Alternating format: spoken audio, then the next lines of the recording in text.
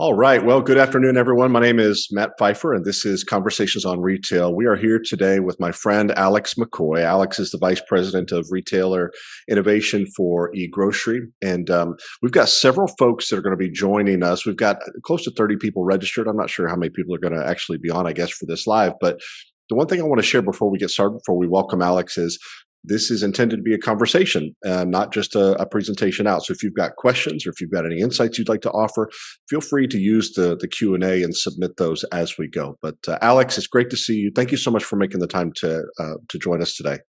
Absolutely. Thank you for the invitation.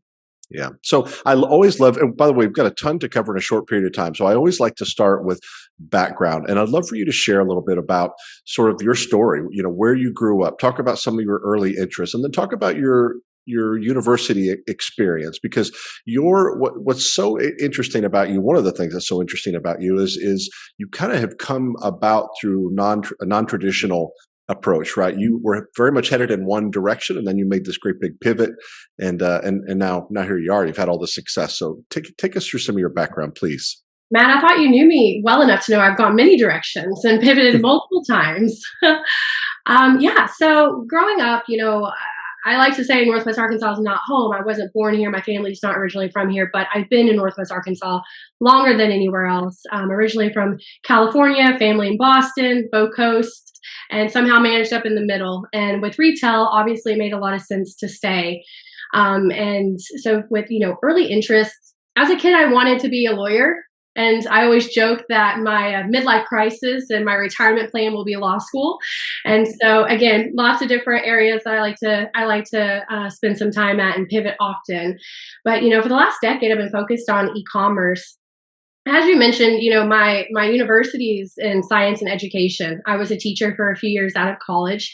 I always wanted to make an impact in people's lives. That's very clear, with the interest in lobbying, the interest in Capitol Hill, the interest in teaching, the interest in nonprofit. It's always being very people-centered.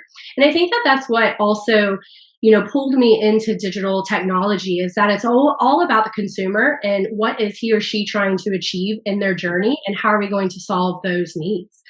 So I hope that answers some of your question. The other thing I'll say too about that is that with e-commerce specifically, it's just constantly evolving. And for me, those multiple pivots that I've had in my career have been because of my short attention span and my constant curiosity, right? And so one thing I always tell my network of people to be like, hey, do you have a recommendation for this e-commerce hire we're trying to place? And I say, don't always place the most experienced person, place the most curious-minded person, because it's constantly evolving. And so for me, my interests have always been around, why is this happening the way it's happening? And is it going to pull my attention long enough to make a difference and make an impact in that study? Yeah. Give us the highlights, if you would, of sort of the career you've had so far here within the supplier community, and then talk a little bit about your role at eGrowcery. Yeah. So, taking a step into my personal life, I have 2 kids, and I knew that I wanted to stay in Northwest Arkansas. So whenever I pivoted out of teaching, I went into sales. In fact, I know Cameron Smith, my late and great dear mentor and friend, Cameron Smith, was the person who really motivated me and gave me the confidence I needed to know what I was going to do after teaching. And I'll never forget what he said. He said, any person can achieve anything they want to achieve if they decide they want to do it. And Alex, you have what it takes to decide to do it. You just have to go do it. And, the next step after that motivational pep talk was, okay, what are you good at? And what I'm good at is building relationships. I take a high interest in the people around me.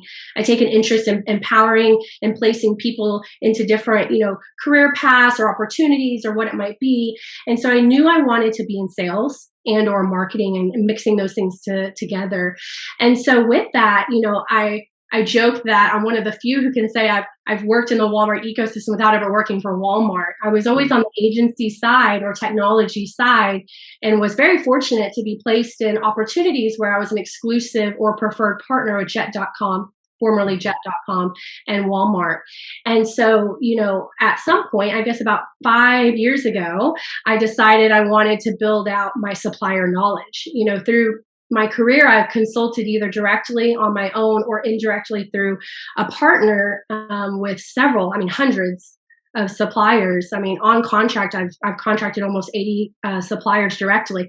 It did not prepare me for what it was like working at a supplier office and a brand office. And so having that experience was very valuable.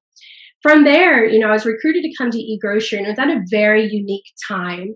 Walmart, Target, Kroger, Albertsons, they were all just paving this trek forward that was really starting to leave other guys behind. Anyone who couldn't invest and have the capital up front to invest into their own e-commerce solution, they were getting left behind. Whenever I was at Kind, I had the growth channels division. And in the growth channels division, you had your drug, your C store, but then you also had like your military channel, your travel, your away from home, your discount, your wholesalers. And those customers were coming to our directors of sales saying, what are you guys going to do to help us? We need help. Help, help, help. I was constantly being told, how can we invest and help? And my P&L did not include investing in other people's e-commerce capabilities, but I was at that time investing in Instacart as their customer. And I was understanding a little bit more about this ecosystem of how people like Instacart and others were supporting those mid-market retailers with enabling them and empowering them to offer e-commerce to their consumer base. And so it happened to be at the same time that Patrick started calling me, messaging me, hey, Alex, and we started talking. I started doing, my due diligence, looking in the market. This is a part of the industry, I joke, that's like kind of hidden. If you live in Northwest Arkansas and you work in the Walmart environment, you live and breathe Walmart and Sam's Club, right? And the top 5. You forget that there are the Wegmans, there are the Fresh Markets, there are these really great, amazing chains that serve local groups of consumers that Walmart will never tap into. And it's been so eye-opening to sit down and have these conversations with those people. And it was such a unique opportunity. And I, again, going back to Alex pivoting and being interested in that next opportunity, it was too good to pass up. Yeah. So obviously we wanted to spend a few minutes getting to know you. The primary purpose for us gathering today is to talk about the digital transformation group that you are about to kick off. And just in the way of background for folks that are joining us, back in May of 2022, we started experimenting with this idea of bringing together small groups. We actually started working with Mike Grain, longtime Procter & Gamble, longtime Walmart, and Mike put together a small group for us that was focused on on-shelf availability. And that group would get together live via Zoom once a month, and he would bring in a guest speaker, and they would really sort of dig deeply into some of the issues that were directly related to helping brand teams sort of optimize on-shelf availability. And that group quickly grew. And so we launched a second group with Brand Elverson focused on asset protection and risk management. And that group has absolutely taken off. So as I started thinking about what some of the other groups that make a lot of sense might be, I started thinking about digital transformation, because that's where so much investment is taking place, getting to know people like Michael Stick and Kenny Tomlin and some really great folks that are doing amazing work. And as I started thinking about who would be the best person to lead that group, Alex was the first person on the list. She was the first conversation that I had. And the reason for that, and this isn't false flattery, but Alex, one of the quotes that I love this. It's anything worth doing is worth overdoing. And Alex really sort of epitomizes that. You even look at her LinkedIn posts and all the work that she goes into creating, the sort of the creative to support the message. And she doesn't just kind of do charity work locally. She's someone who really goes all in on everything. So I reached out to Alex. She was excited immediately, and I have just been blown away in the couple of months since to see her make it her own and see the vision grow. So I'd love for you to sort of share in your own words what your group is going to be all about. Give us a little bit of a sneak peek at some of the guests that you've already got confirmed. I'm blown away, quite frankly. And I know you can't necessarily name names yet, but it's going to be exciting. So I'll turn it back over to you. I really appreciate that. Thank you. I equally was super humbled and privileged to even receive your call. So thank you, Matt, for saying that. Whenever Matt and I first started throwing this around, I think Matt, maybe you have a different purview. For me, it was all about, ooh, this is going to come and this is going to be flashy and this is going to be the next thing. And all this awesome, amazing technology that is so not applicable to grocery today. And I think that in the last couple months, what I've tried to do is I just started reaching out to influencers and people I admire, former mentors, people who hold C-level positions or senior level SVP positions at different brands, retailers, agencies, technology companies, co-founders and founders alike. And I just started having conversations. And I, married that to my conversations. In the last year, I've talked with over 500 unique retailers. And I've had a lot of interesting conversations. I mean, I have been completely amazed by understanding a part of this industry I had no visibility to prior to last year. It's just been such an educational moment for myself. And I think that the word that keeps coming up to my mind while building out this series has been the foundation. It's such a cliche word. Is your foundation built correctly? And then how are you going to continuously phase and evolve and add on and build and grow and create this beautiful, flashy thing? I say this because one thing that has been, I feel like, frustrating, not just for me, just through conversations I've had with other people. I want to say this carefully. Attending all of the conferences and trade shows, you consistently get the pay to play, the pay to speak, type odd panelists, right? You get people on stage who weren't necessarily just invited based on something extraordinary they were doing, but they may have paid, they may have known someone, whatever. That's not new. What's new right now is the influx of digital capabilities because of COVID and this post-COVID digital enabled era that we're living in. So what I've been finding at these conferences and in these conversations I've been having are people, and by people I mean suppliers, I mean retailers, and sometimes even on the technology side, people investing in capabilities that they took an interest in based on word of mouth, and typically on the stage at a conference or whatever it is, because it was flashy, it was pretty, it seemed to work for the person sitting next to them. Technology is so great until it doesn't really actually work for you, or you're leaking out profits, you're leaking out efficiency, you're leaking out something in every corner because you didn't lay the correct foundation first. So my goal, to get to the point here, my goal was to build a digital transformation series, multiple components, whether you're a retailer, whether you're a supplier, whether you're a service provider, a technology company, an investor.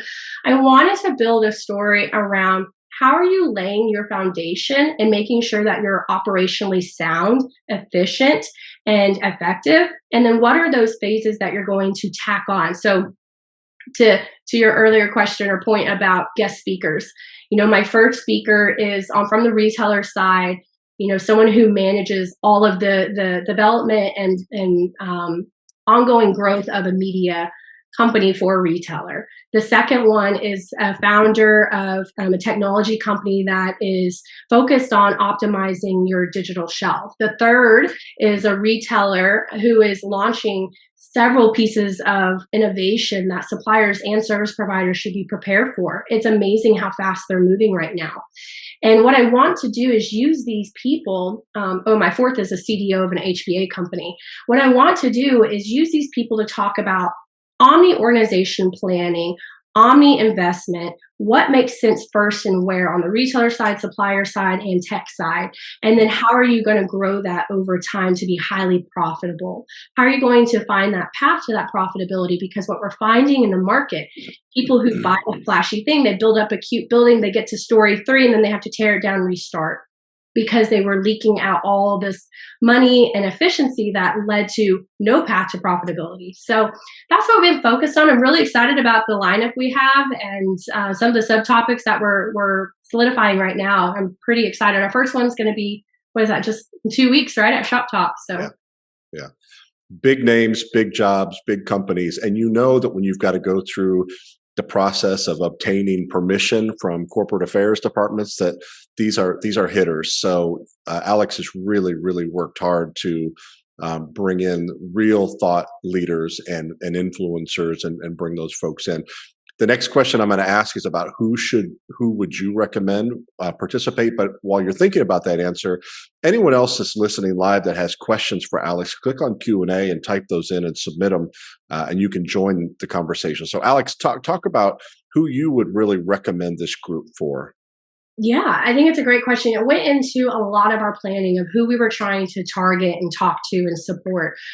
For me personally, at eGrowcery, I work with retailers. I work with independent grocers and mid-market size retailers. So I definitely wanted to build a platform to enable my personal audience that I work with day to day.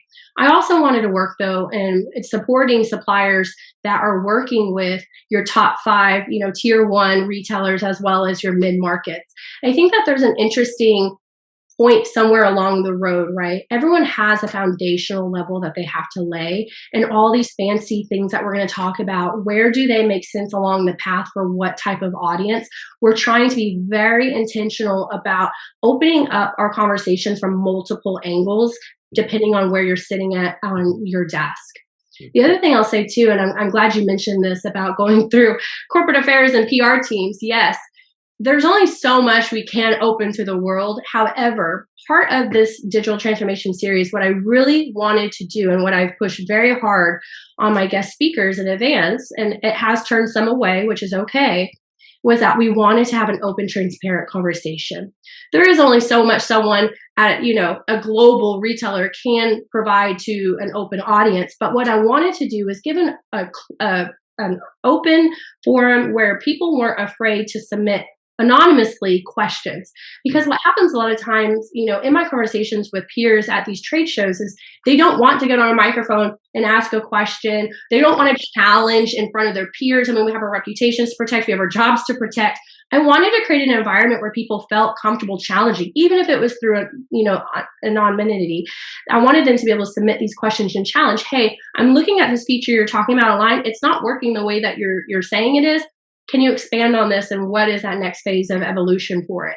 I think that that's very important, is to be able to have those transparent conversations, because, Matt, you and I can look at something really fancy and pretty, and again, technology is great until it doesn't work. How does that really apply to our real lives and our real jobs every single day? That's one of the biggest misses, I think, in webinar series, is how do I take this and actually apply it and craft it to my business? A lot of people miss that point of it. So what we wanted to do, and what I've been challenging my speakers, is, okay, everything you're doing is great. Let's make this about how do you take this same process you approach, rinse and repeat it in multiple different types of businesses.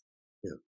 I think you bring up a really good point. And from my time at Walmart, we spent so much time talking about how retail is really a simple business. And there's a real risk in getting super excited about every sort of new gadget, new idea that comes along. And I think that it's important to have conversations and make sure we're not just chasing every single rabbit that comes along. So your series about digital transformation is as much about all the great things that are happening that should be pursued, as much as it is sort of a little bit of caution about, you can't invest against everything. So I'm incredibly excited. We talk about in our marketing campaigns, we say, don't call it a podcast, because, podcast is perfectly scripted and is choreographed and is beautifully produced, but it's sort of this one way push of information. And the beauty of this small group concept is every single person has a voice, has the ability to ask questions and offer their own insight, even to push back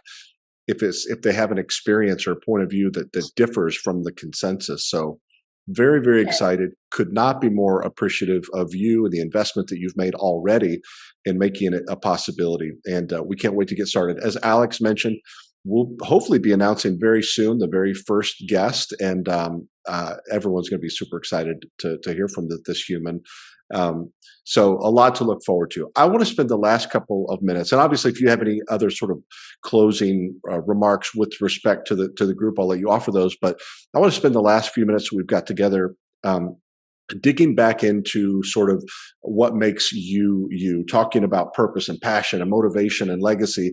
I think a lot of people like me, when they hear your name, the first thing that they think about is community, because it seems like you are everywhere, whether it's, kissing pigs or doing something with Children's Hospital. So talk a little bit about your center. What makes you you? That's a really deep and thoughtful question. And I think that the most simple way to answer that question is people. And, it's not for everyone. And that's been, I think, a hard pill for me to swallow, is that everyone doesn't value community at the same level, or even just a fraction of the level that I do. And I think that in our professional lives, a lot of people keep those things very distinctly separate. And in my corporate experience and in my startup experience, I've kind of always blended the few. And at one point, I almost started separating it because I was like, oh, this isn't going to work. My mentors were all like, Alex, you've got to separate. You've got to separate. You've got to separate. I think that that's it's an unfortunate miss, because the two can coincide together very nicely. And I appreciate the words that you said about me. But that, I don't even know how to explain. I don't know what it ties back to. I think that at one point in my upbringing, and I say upbringing, I mean 20s, because let's all be honest, we didn't know what we were doing in our 20s. Yeah. It was a very hard pill to swallow. It was about 28 or 29 whenever I realized the universe owes me nothing, no matter how much I put into it. And I think I used to have this notion where as long as I do good, everyone's gonna be good back to me. And then somewhere in my late 20s, some, awful things happened. I went through a lawsuit I didn't deserve to go through. I went through a corporate change that was very eye-opening for me in the way politics take a play in our corporate environments.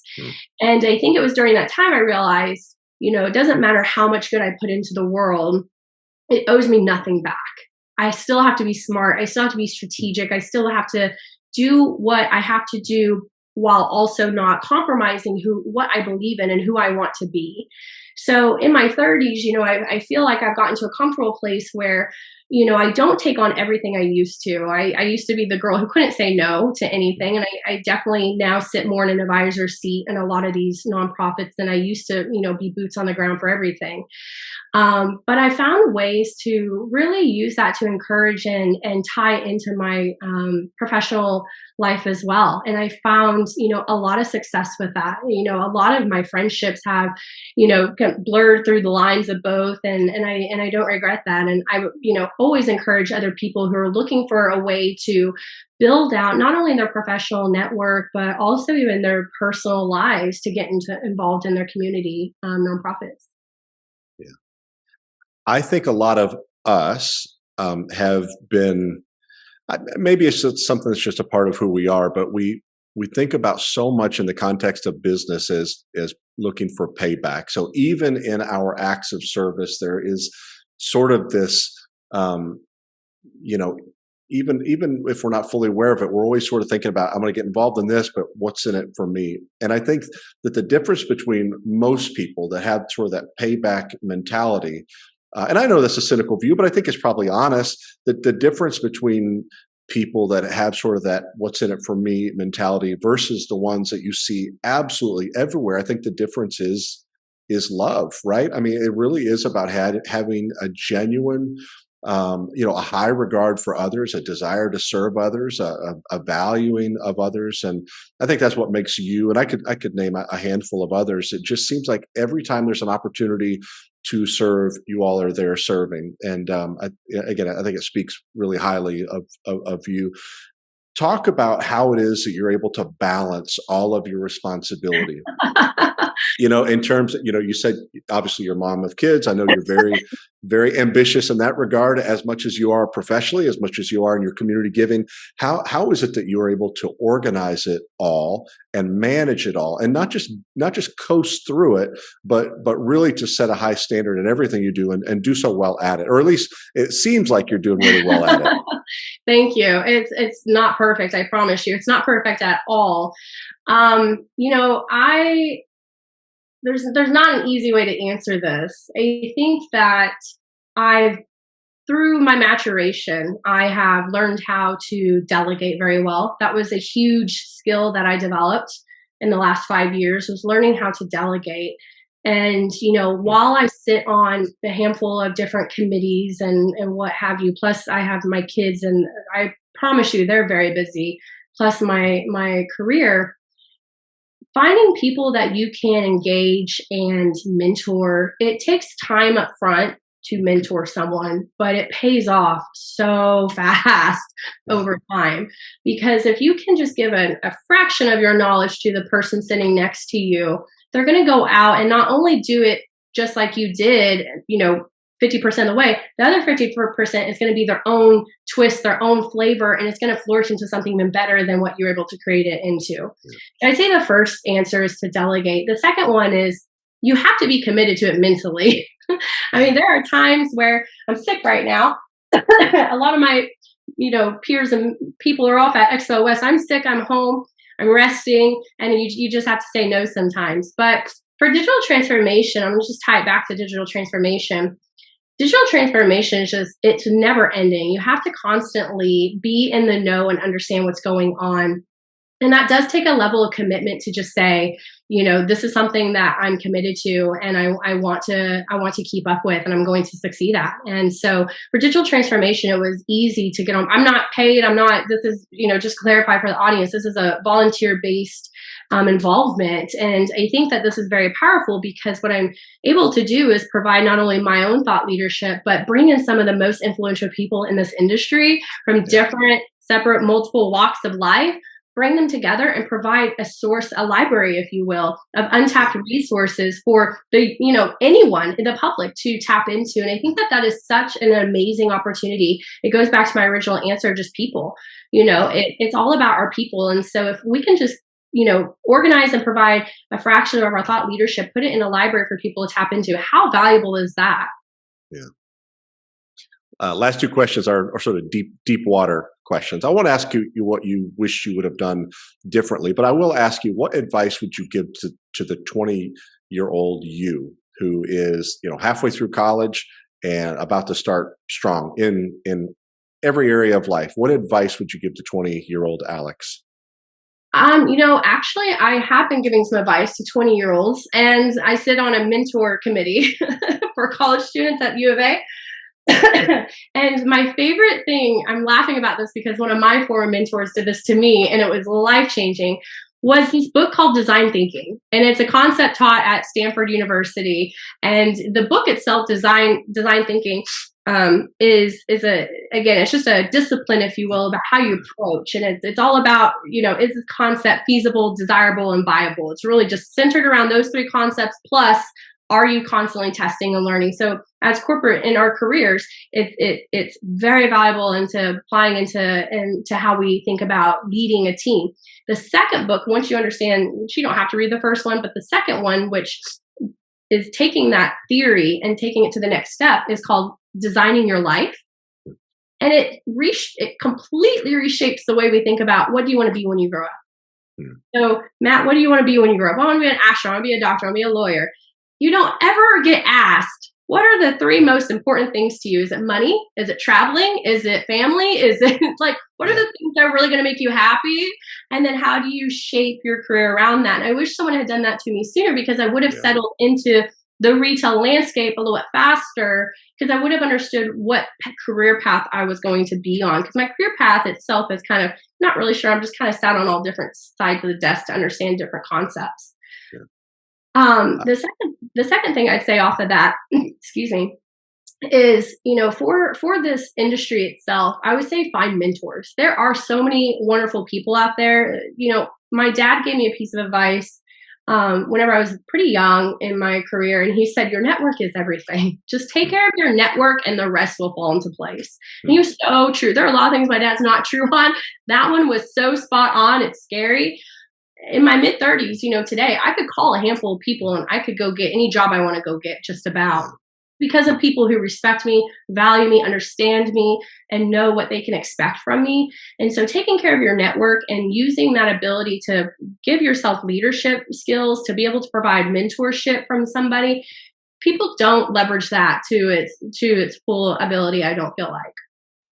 Yeah, I think that's true. And one of the things that I've loved about Northwest Arkansas and this whole retailer supplier ecosystem that's been created is not just the openness with respect to collaboration, but the willingness on the part of so many people to invest time in you if you ask. I think too many of us assume that as we get busier and busier and busier, that people are going to have less and less interest in investing in any kind of help that you might need along the way. And that's just not the case. I mean, it's simply a case of, you have not because you ask not. So the ones that really take the lead and go after what they want in general, I think, are the ones that are the most successful. So I like that a lot. I've certainly been a beneficiary of some great mentors along the way as well. The last question, you just said you're 35, so I can say you're still very young, and hopefully have many years ahead of you. But how do you want to be remembered, both personally and professionally? That's also a very difficult question. I think personally, as a very kind and genuine human, and professionally, as someone who's very curious minded and willing to always go the extra mile to help other people around her. Alex, it's been so nice getting to know you over the last couple of months, certainly during this conversation, and I'm so excited about the your willingness, the investment that you're making in the creation of this group. We'll be kicking it off in a few weeks. Hopefully, not hopefully, a very exciting announcement is going to be coming. Hopefully soon.